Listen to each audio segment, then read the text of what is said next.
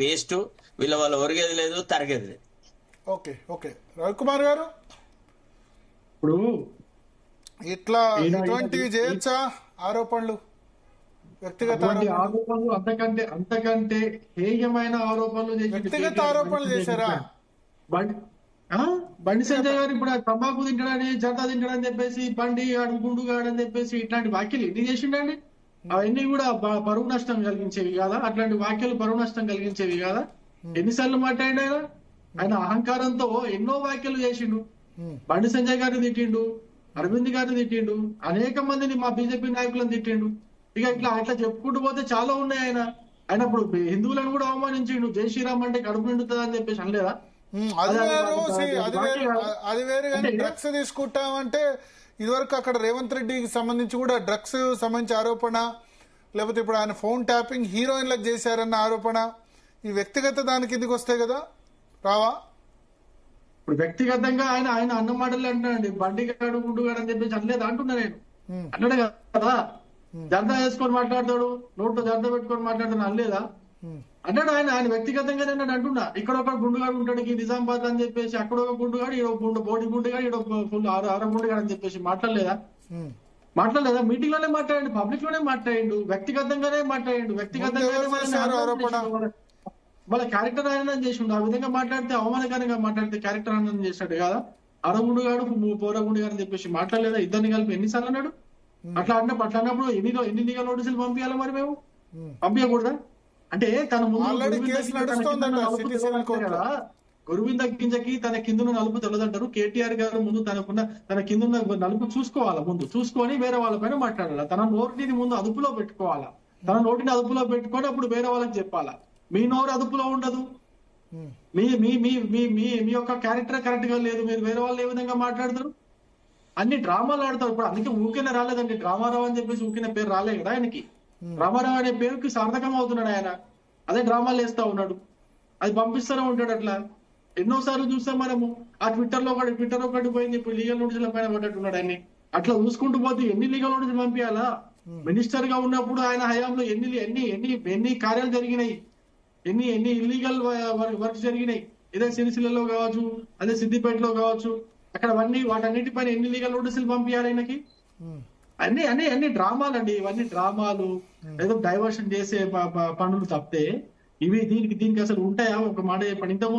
ఎంతమంది ఆయన ఇప్పుడు మహేష్ కుమార్ గౌడ్ కూడా పంపించిండు, కొండా సురేఖ గారు పంపిస్తే కొండా సురేఖ నాగార్జున క్షమాపణ చెప్పింది బహిరంగంగా. మహేష్ కుమార్ గౌడ్ కూడా పంపించిండు. ఏమైందని ఇవన్నీ పంపిస్తే?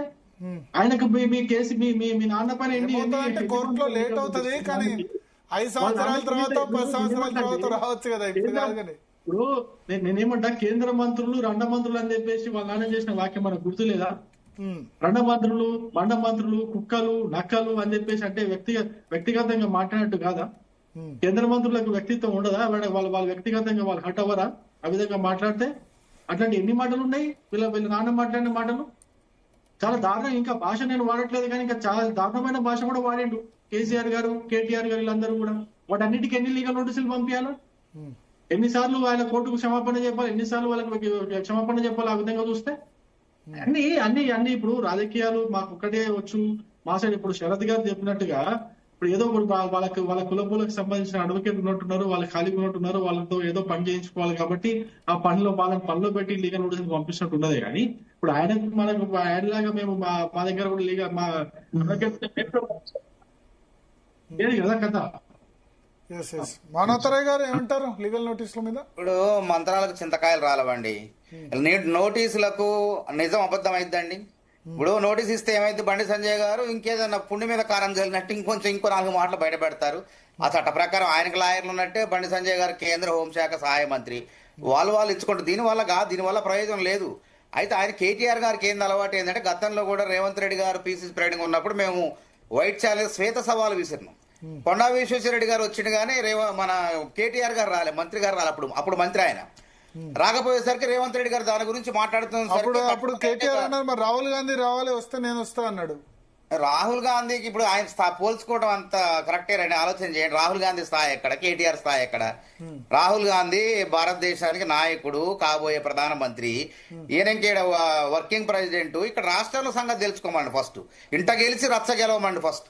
ఇక్కడ గెలిచిన తర్వాత అప్పుడు రాహుల్ గాంధీ గురించి సరే పోటీ పెట్టుకో. ఓకే, ఎంపీ అయినాడు, ఈయన రాష్ట్ర మంత్రి కదా. రాహుల్ గాంధీ స్థాయి అంటే ఇంకా ప్రధానమంత్రి కాలే. అవుతారు భవిష్యత్ నాయకుడు. దేశం మొత్తం చూస్తుంది. అయిన కేటీఆర్ దేశం మొత్తం ఏడున్నారండి? 100 మంది ఎంపీలు ఉన్నారు కాంగ్రెస్ కి. ఈయనకి ఉన్నారా? ఒక్క ఎంపీ లేడా? ఉన్న 104 మంది వేస్తే 104 ఉన్నట్టు మొత్తానికి మొత్తం పాతాళానికి పడిపోయి ఎంపీ స్థానాలు లేవా? ఒకసారి టిఆర్ఎస్ వెర్షన్ తీసుకుందాం, ఒకసారి బిఆర్ఎస్ వెర్షన్. యా యా చెప్పండి మానవతరాయ్ గారు. ఎస్, అయితే ఇప్పుడు బీఆర్ఎస్ వాళ్ళకి రాజ్యసభలో ఉన్నారు కాబట్టి మేము ఏమంటామంటే వాళ్ళని కించపరచాలని కాదు, ఇంకోటి కాదండి. ఒక్కటి మేము ఏమంటున్నాం, ఈ కేసును చట్ట ప్రకారం ఎదుర్కోలేక వీళ్ళు ఇష్టం వచ్చినట్లు మేకపోతు గంభీర చూడండి ఆ ముఖంలో లోపల గజగజ వణుకుతున్నారు. గజగజ వణుకుతున్నాయి లోపల, బయటికి ఏమో మాకేం కాదు అని మేకపోతు గంభీరంగా నటిస్తున్నారండి. ఇది వాస్తవం, ఇది గుర్తుపెట్టుకోండి. కాబట్టి నేనేమంటున్నా, మార్చి లోపు సజ్జనార్ గారు వచ్చారు కదా, మార్చి లోపు విచారణ ప్రక్రియ ముగుస్తుంది. మార్చిలో కంప్లీట్. సూత్రధారులు ఎవరైతే ఉన్నారో వాళ్ళు తప్పకుండా చెర్లపల్లి చెంచలగూడ బాలాజీ యాదవ్ గారు లెక్క పెడతారు. బాలాజీ యాదవ్ గారు లీగల్ నోటీస్ గురించి, ఇప్పుడు లీగల్ నోటీస్ ఇచ్చారు కదా ధర్మపురి అరవింద్ కు బండి సంజయ్ కి ఇద్దరికి. ఇదంతా బెదిరించే ప్రక్రియ అంటారు బీజేపీ కాంగ్రెస్ ఇద్దరు కూడా. భరత్ గారు